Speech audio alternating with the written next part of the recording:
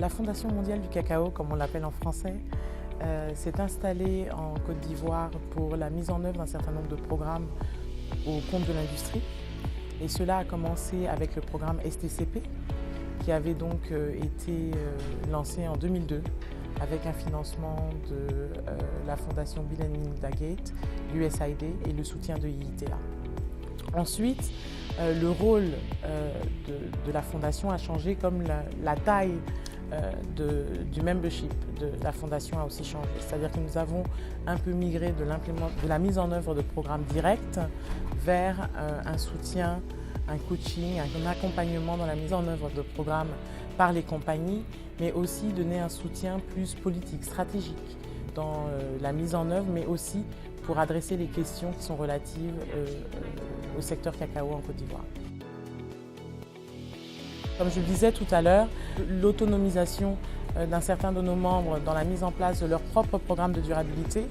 a vraiment été un succès. Ensuite, la chose qui a la plus grande pérennité, ce sont les champs écoles. Je pense que cette adoption du modèle champ école au sein de tous les programmes de durabilité, même les programmes de certification en Côte d'Ivoire, est la preuve du succès que nos équipes ont eu sur le territoire ivoirien. Donc l'engagement gouvernemental et le dialogue est vraiment à la base de toute entreprise de durabilité. C'est-à-dire qu'il est tout à fait nécessaire d'avoir un dialogue honnête et continu avec nos collègues et partenaires du gouvernement. Nous travaillons ensemble sur les questions de durabilité qui sont liées à tout ce qui est productif, matériel végétal, utilisation des produits chimiques et des fertilisants, mais aussi sur tout ce qui est social, le travail des enfants, l'accès à l'éducation de base et bien sûr l'émancipation féminine. Récemment, nous avons eu des relations bien plus soutenues et à une régularité bien plus fréquente avec le gouvernement